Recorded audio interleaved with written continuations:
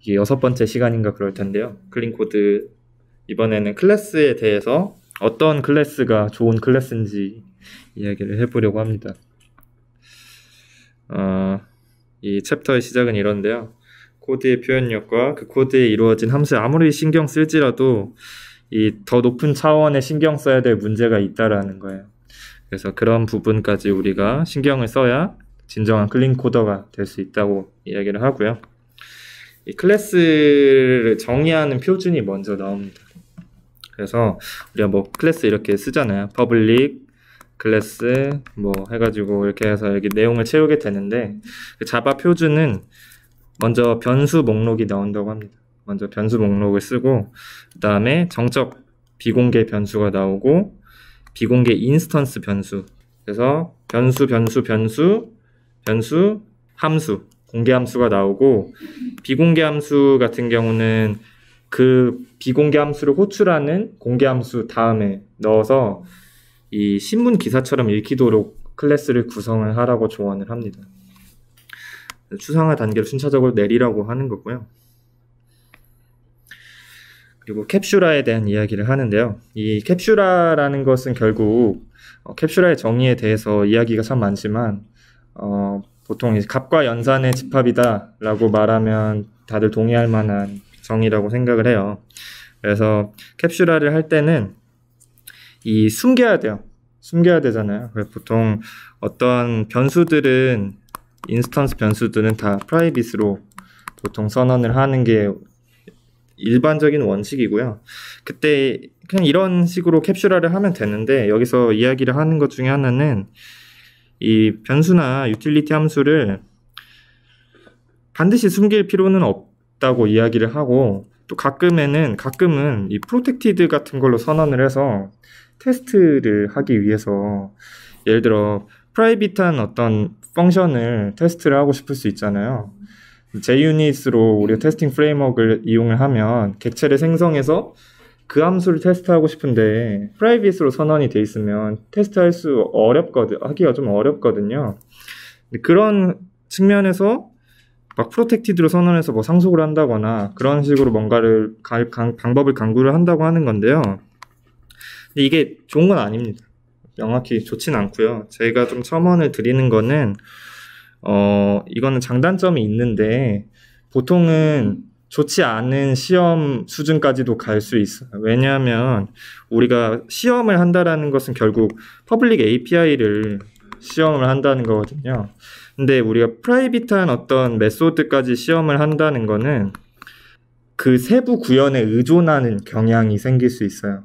어떤 우리가 예를 들어 덧셈을 시험을 한다. 근데 퍼블릭 A 플러스 B라는 그 메소드를 시험하는 게 아니라 그 내부의 구현이 어떻게 동작하는지까지 시험을 하게 되는 거는 변화에 취약할 수 있거든요. 그 테스트 코드 자체가.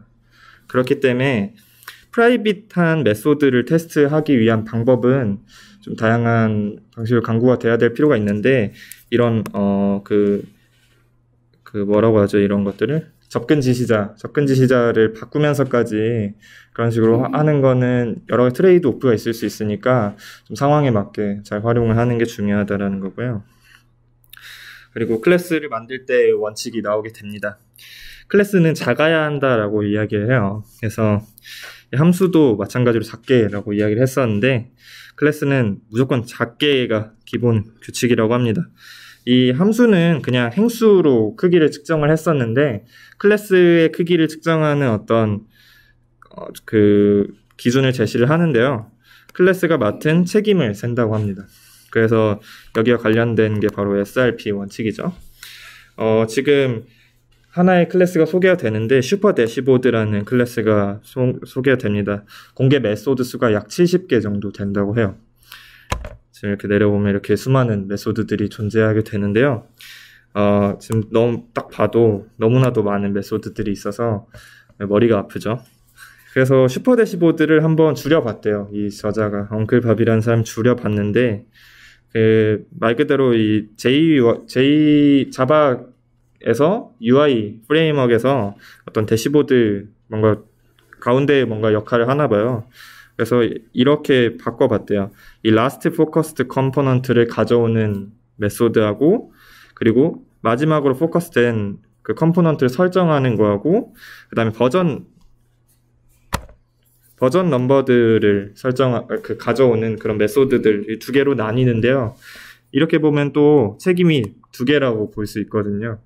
그래서 엉클밥은 이럼에도 책임이 너무 많다라고 이야기를 합니다. 그러니까 메소드 수가 적다라고 해서 무조건 작은 클래스란 이야기가 아니라는 거예요. 진짜 중요한 거는 책임을 세야 된다고 하는 거고요. 지금 여기에서의 책임은 마지막으로 포커스된 컴포넌트를 관리하는 책임하고 버전 넘버를 관리하는 책임, 이 두 가지가 있습니다. 그래서 이렇게 책임이 많다라는 걸 어떻게 알 수 있느냐? 거기에 조언은 뭐냐면 클래스를 설명할 때 if, and, or, but 이런 것들을 활용하게 된다면 책임이 너무 많을 가능성이 높다라는 거예요. 예를 들어 슈퍼 대시보드는 마지막으로 포커스를 얻었던 컴포넌트에 접근한 방법을 제공하며 버전과 빌드 번호를 추적하는 메커니즘을 제공한다. 이렇게 했을 때 이 클래스는 책임이 너무 많다라고 볼 수 있다 합니다. 그래서 단일 책임 원칙이 나옵니다. SRP라고 하고요. 솔리드라는 원칙에서 앞에 있는 S에 해당합니다. 클래스나 모듈을 변경할 이유가 단 하나뿐이어야 된다는 것이고요. 버전 정보를 추적하고 스윙 컴포넌트를 관리하는 두 가지 책임이 있기 때문에 클래스 규모가 크다라고 이야기를 합니다. 따라서 이 저자는 한 번 더 나눠서 이 버전이라는 클래스를 하나 만들어서 버전 정보를 따로 관리하는 클래스를 만들게 되고요. 이 슈퍼 대시보드는 결국 두 개의 메소드만 남기게 되고 버전을 그 어소시에이션 하는 관계로 갖고 있겠죠. SRP는 객체 지향에서 아주 중요한 개념인데요. 실제로 우리가 많이 지키지 못합니다. 왜냐하면 프로그래밍을 하다 보면 계속 요구사항이 바뀌고 그러다 보면 계속 기능을 추가하게 되는데 그때 클래스를 나누는 거는 상당히 귀찮은 일이고 엄두가 잘 안 나요. 그렇기 때문에 이 클래스 설계자가 가장 무시하는 규칙 중에 하나라고 해요. 소프트웨어를 돌아가게 만드는 활동하고 깨끗하게 만드는 활동은 완전히 별개라서 이러한 원칙을 지키기가 어렵다는 거고요. 그렇기 때문에 더더욱이 우리가 지키려고 노력을 해야 된다는 이야기를 합니다. 그리고 단일 책임 클래스가 많아지면 큰 그림을 이해하기 어려워지지 않겠느냐 이런 의문을 던지는 사람들도 있대요. 클래스가 너무 많아지니까. 확실히 이런 것들이 좀 단점으로 이야기되는 경우들도 있는데요. 근데 저자에서는 어차피 시스템의 규모는 변하지 않기 때문에 이 큰 서랍의 도구들을 막 무지성적으로 던져놓는 것보다는 라벨링이 된 작은 서랍들의 도구들을 정리하는 것이 훨씬 깔끔하지 않겠느냐라고 이야기를 합니다. 그래서 클래스를 많이 나눠야 된다는 거고요. 응집도라는 개념도 나옵니다. 응집도는 하나의 어떤 클래스가 하는 행위들이 서로 뭉쳐 있어야 된다는 건데요. 여기서는 그것들을 어떻게 정량적으로 평가할 수 있겠느냐라고 이야기를 할 때 인스턴스 변수와 그 인스턴스 변수를 어떻게 활용하는지를 잘 보라고 해요. 그래서 각 메소드들은 인스턴스 변수를 활용을 해야 된다고 합니다. 만약 메소드가 인스턴스 변수를 많이 사용할수록 그 메소드와 클래스는 응집도가 높은 관계에 있다고 하는 거예요. 예를 들어 스택을 제시를 하는데요. 스택 같은 경우는 가장 위에 있는 엘리먼트를 추적을 해야 되기 때문에 탑을 관리를 하고요. 그 다음에 엘리먼트들을 여기서 이제 리스트로 관리를 하고 있습니다. 이 경우에 사이즈, 푸시, 팝 이것들이 사이즈는 이제 엘리먼트까지 활용하진 않지만 이 모든 메소드들이 다 이 인스턴스 변수 두 개를 많이 활용을 하고 있다는 거예요. 그렇기 때문에 이 스택이라는 클래스는 응집도가 아주 높은 클래스다라고 볼 수 있다는 거죠. 그런데 우리가 현실적으로 클래스를 만들다 보면 한 메소드에서 사용되는 하나의 인스턴스 변수도 많이 생기고 그렇거든요. 아니면 아예 뭐 인스턴스 변수를 활용하지 않는다거나 그런 경우가 많이 생기는데 그럴 때 사실 그게 하나의 신호라는 거예요. 클래스를 쪼개야 될 신호라는 거고 라고 이야기를 하고요. 여기서 함수를 쪼개는 어떤 조언을 하나 하는데요. 우리가 보통 코딩을 하다 보면 한번 제가 메소드를 하나 생각을 해볼게요. 어떤 메소드가 있는데 근데 얘가 뭔가를 받아요. 받는데 이게 이제 포문으로 얘를 순회하면서 뭔가를 하거든요. 그래서 A 점 뭐 해가지고 여기에서 도는데 또 이거 B라고 해보죠. 또 B에서도 뭔가 계속 이게 구조적으로 안쪽으로 재기적으로 들어가게 돼야 되는 거예요. B 점 뭐 해서 또 C를 받아서 또 C 점 뭐 해가지고 이거 가지고 뭔가 하는 메소드가 있을 수 있어요. 이거는 굉장히 쪼개기가 어렵거든요, 사실. 아니면은 이 경우에는 그래도 이제 하나하나 쪼개면 좋은데 이 매개 변수가 일단 3개 정도 된다고 해보죠. 그리고 얘도 3개 쓰고 얘도 3개 쓰고 얘도 3개 쓰고 하다 보면 이걸 함수로 쪼갤 때 메소드 A 하고 이 내용을 함수로 쪼개야지 하고 메소드 B를 만들면 또 이 인자가 그대로 B에 들어가야 되고 또 여기 안에서 또 쪼개면 또 인자가 그대로 3개가 또 들어가게 되고 계속 많은 인자들이 함수를 타고 들어가게 되는 그런 현상들이 발생할 수 있거든요.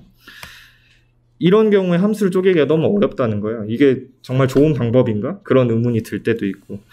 그럴 때 이 저자는 그 변수들을 인스턴스 변수로 승격을 해버리라는 거예요. 함수로 원래 파라미터로 오던 변수를 파라미터 받아서 인스턴스 변수로 그 값을 설정을 하고 각 함수들은 그 인스턴스 변수 값을 참조하게 하면 파라미터들이 덩어리로 막 함수 재기적으로 들어갈 일이 없다라는 거예요. 근데 이렇게 하면 클래스가 응집력을 잃어요. 왜냐하면 그 인스턴스 변수는 그 메소드를 위해서 쓰이게 되는 거거든요. 그때 클래스를 나누라는 거예요.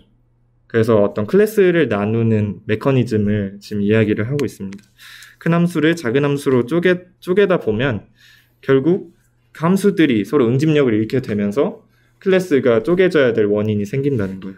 그래서 더 좋다라는 거죠. 결국에는 클래스가 쪼개지면서 프로그램은 더 좋아집니다. 그리고 변경하기 쉬운 클래스를 만들어라 라고 이야기를 하는데요.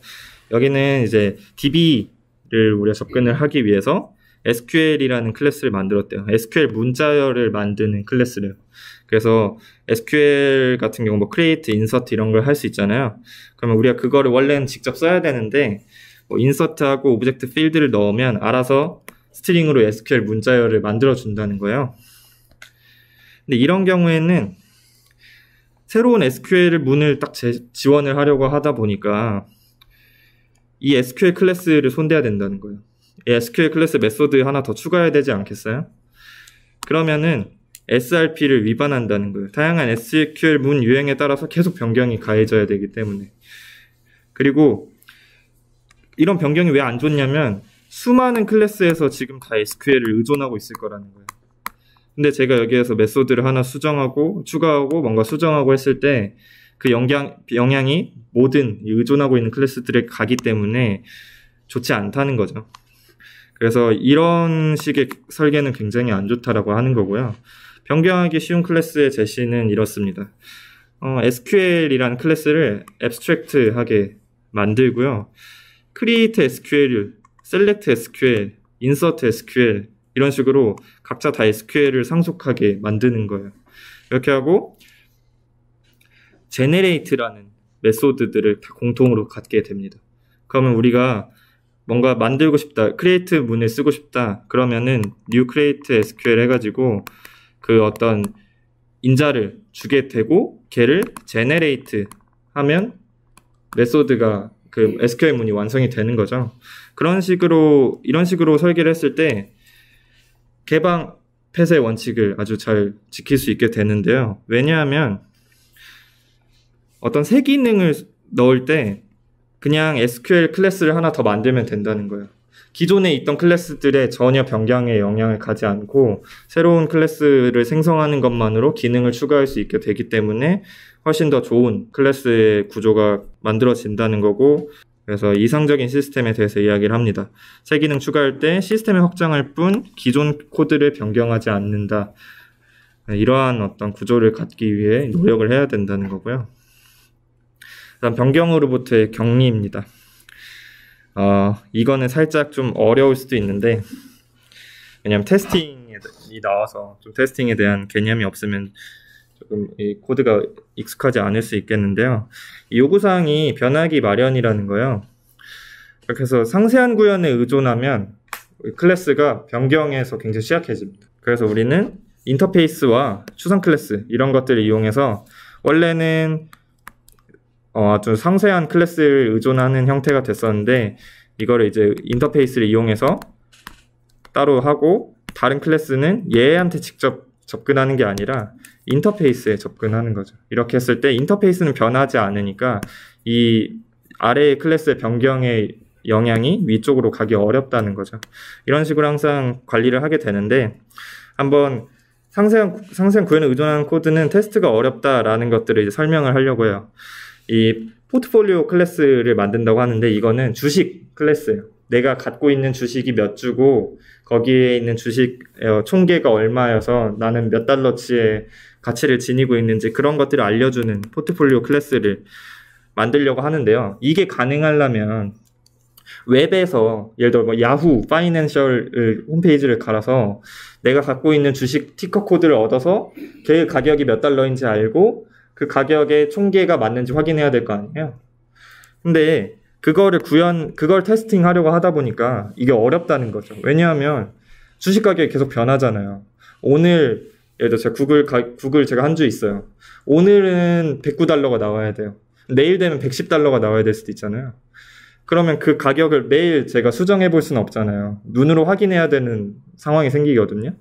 이런 거는 굉장히 어렵다라는 거예요. 상세한 구현이 의존했기 때문에 그렇다는 거예요. 그래서 이걸 어떻게 해결할 수 있느냐? 원래는 토쿄 스톡 익스체인지 API라는 애를 직접 호출을 했어요. 근데 어떻게 바꾸냐면요. 스톡 익스체인지라는 인터페이스를 선언을 했어요. 그래서 current price라는 메소드는 이 심볼을 주면 현재 가격을 주게 됩니다. 이렇게 하고 이 포트폴리오 클래스는 그 스톡 익스체인지에 의존을 하게 되는 거예요. 원래는 도쿄 스톡 익스체인지라는 그 클래스를 여기에 넣게 해가지고 이 도쿄 스톡 익스체인지라는 클래스가 실제로 어떤 서버에서 그 가격을 받아오는 형태로 되어 있었단 말이에요. 근데 여기에 지금 하나의 막을 더 씌운 거죠. 스톡 익스체인지라는 인터페이스를 만들어서 얘를 이렇게 하게 하고 지금 포트폴리오는 이 스톡 익스체인지한테 의존을 하고 있습니다. 이렇게 했을 때 어떤 장점이 생기냐면요. 스프링에서 말하는 DI가 이런 데서 이제 장점이 나오는 건데요. 테스트가 굉장히 용이해집니다. 어떻게 만드냐면요. 이 목업을 만드는 거예요. 도쿄 스톡 익스체인지 클래스를 흉내내는 테스트용 클래스를 만드는 거예요. 이 테스트용 클래스는 스톡 익스체인지를 구현을 하게 됩니다. 한번 볼게요. 이 픽스드 스톡 익스체인지 스톱이라는 걸 만들어서요. 이 포트폴리오를 만들 때 이 픽스드 스톡 익스체인지 스톱을 넣어주는 거예요. 원래는 도쿄 스톡 익스체인지 API가 있었는데 픽스 스톡 익스체인지 스톱가 나오고 이 픽스 스톡 익스체인지 스톱은요 항상 100불을 반환을 해요. 어떤 주식을 가져오든 간에. 그리고 우리는 지금 마이크로소프트를 5주 있다라고 지금 포트폴리오 클래스에 5주를 넣어주고 그러면은 이 포트폴리오 클래스가 잘 동작을 한다면 500달러가 있다라고 그 값을 반환하지 않겠어요? 이게 어서션이 통과가 된다면 포트폴리오는 주식 그 익스체인지 API로부터 가격을 받아서 그 총계를 정확하게 계산한다라는 기능은 보장이 되겠죠. 그렇게 단위 테스트를 쉽게 할 수 있기 때문에 이런 변경으로부터의 격리가 여러 가지 변경뿐만 아니라 테스트 용이성까지 잡을 수 있다라고 이야기를 합니다.